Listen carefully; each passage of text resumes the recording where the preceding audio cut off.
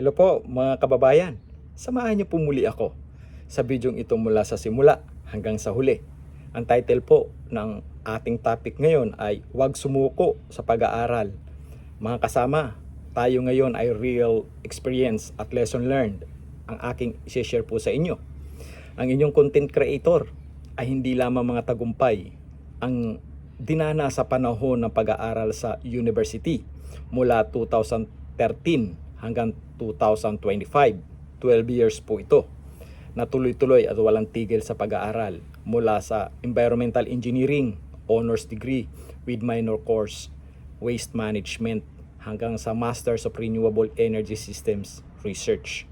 Sa mga pagsubok na dinanas na inyong content creator ay dito lalong lumakas, tumibay, naging matatag at naging makaranasan sa iba't ibang mga pagsubok. Dito ay lalong na-develop ang aking self-confidence, self-esteem, collaboration, networking, engagement, resilience, faith, hope, at prayers po. Ang mga nabanggit kong katangian ay natalakay na natin ng nakaraang video na ang title ay Laban sa Pagsubok, kasunod ay Tagumpay. Dito napaloob ang tinatawag na Spiritual Intelligence, SQ, Emotional Intelligence, EQ, at ang Intellectual Intelligence, IQ. Ito po ang aking mga karanasan. Pero bago ko po i-share sa inyo ang aking karanasan, magtatanong lang po ang inyong content creator. Ang magkaroon ng bagsak na subject or failed subject ay dapat ka na bang tumigil sa pag-aaral? Yan po yung katanungan po. Ito po ang aking karanasan. Nakaranas ako ng ilang beses na pagbagsak sa mga subject na aking pinag-aralan. Hindi lamang isa, hindi lamang dalawa, hindi lamang tatlo, yung po ay 5. 2013, second semester, Principle of Physics. 2015, first semester, Mathematical Methods. Umulit uli, 2016, first semester, yung Mathematical Methods. 2016, second semester, Mathematical Modeling. 2017, first semester, Water and Earth Science. Mapapansin nyo po talaga dito mga kababayan na napakahirap po ang final year ng mathematics. Ito yung mathematical methods at ito yung mathematical modeling.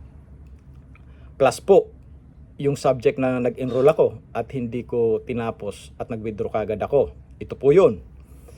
2016, second semester, Modeling and Simulations. 2016, second semester, Circuits and Systems 1. Ayan po.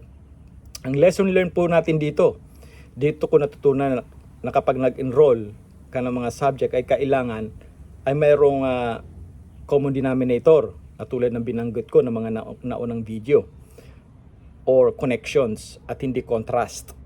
Hindi pagsabayin ang major subject po. Pagsamahin ang major at ang minor subject. Dahil pag pinagsama mo ang parehas na major subject ay darating ang oras na mayroon kang mapapabayaan at kailangan mo ma-sacrifice ang isa huron. Dahil magbibigay ka ng mas maraming oras sa subject na mahirap para makaagapay ka at maintindihan mo ang pinag-aaralan mo na major subject. Dahil sa kulang ako sa oras ay hindi ko matutukan ang mga major subjects. Ito po yung pangalawa kong karanasan. Pero bago tayo dumating sa pangalawang karanasan, sasagutin po natin ang ating tanong kanina. Yung tanong na ang magkaroon ng bagsak na subject, failed subject, ay dapat ka na bang tumigil sa pag-aaral? Hindi po. Tuloy po ang laban. Huwag tayong titigil. Huwag po tayong titigil. Okay po. Ito po yung pangalawa kong karanasan. Nakaranas ako na ang pakiramdam ko ay lumutang ako. Opo, lumutang as in lumutang. Pakiramdam ko ay superhero na ako. Ito ay noong 2017 sa mathematical modeling. Alas 2 ng madaling araw ay may assignment ako na kailangan kong ipasa kinabukasan. Sa ilang mga mathematical questions at problem solvings ay mayroon na isang question na umabot ng 5 pages. Hindi ko pa ma-solve ang problema. Dahil doon ay tumigil ako. Nag-email ako sa aking professor at humingi ako ng extension sa submission sa assignment.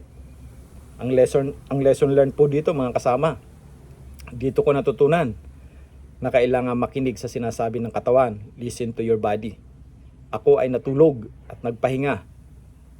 Paggising ay ginawa ko uli at natapos ko din. Hindi ako sumuko mga kababayan. Hindi ako sumuko. Tuloy ako sa laban. Ito po yung pangatlo ng 2019. First semester ay final year ko na. Ang thesis ko sa Environmental Engineering Honors Degree with minor course Waste Management na matagal ko nang pinaghandaan, pinagplanuhan. Mayroon na ni mga pumayag ng mga thesis supervisor ng mga expert sa topic na fault of fire. Ay last minute ay nabago at nabaliwala ang lahat ng aking paghahanda kasi ang HR ng company na pinapasukan ko ay hindi pumayag gawin ang pag-aaral na iyon. Kasi po ako ay nagbakasyon ng 4 na buwan.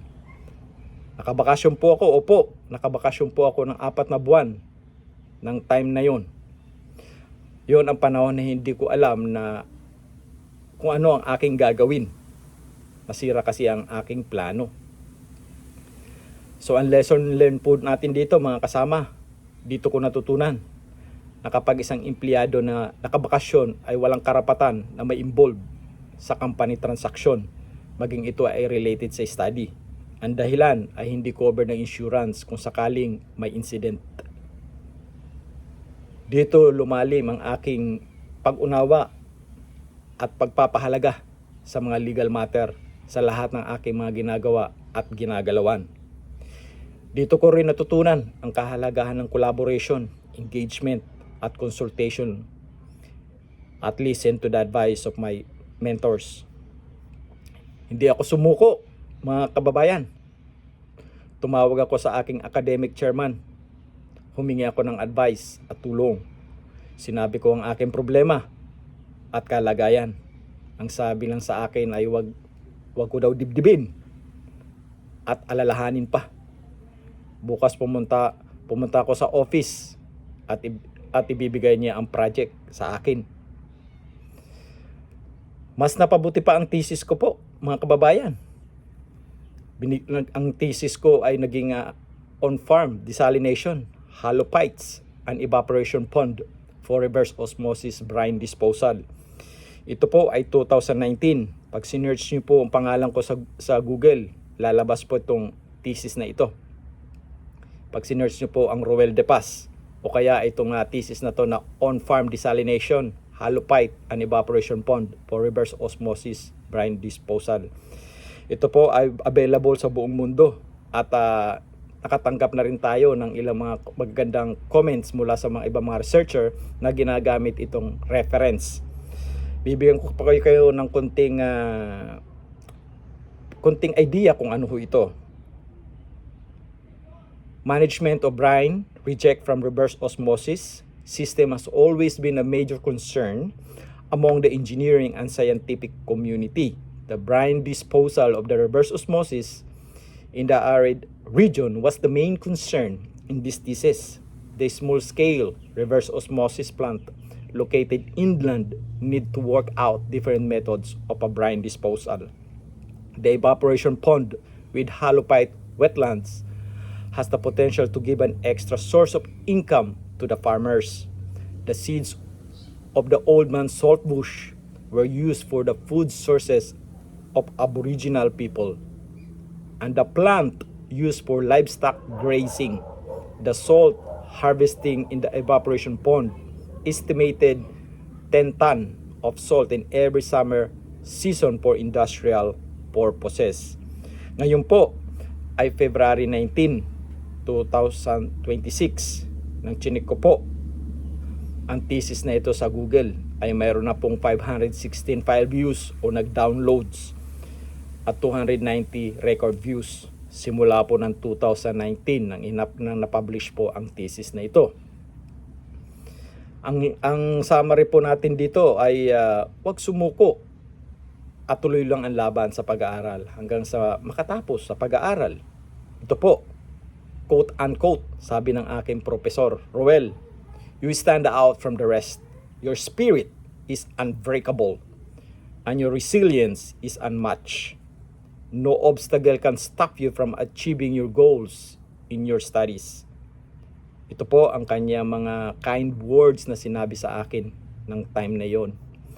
Mga kababayan, sa mga susunod na video ay doon natin tatalakayin ang resilience leads to success. Maraming salamat po muli sa inyong suporta. Paki-subscribe po ang aking YouTube video channel. Paki-like, comments, share sa ating mga kababayan. Naway nakapagbigay ako sa inyo ng inspirasyon. Maraming salamat po.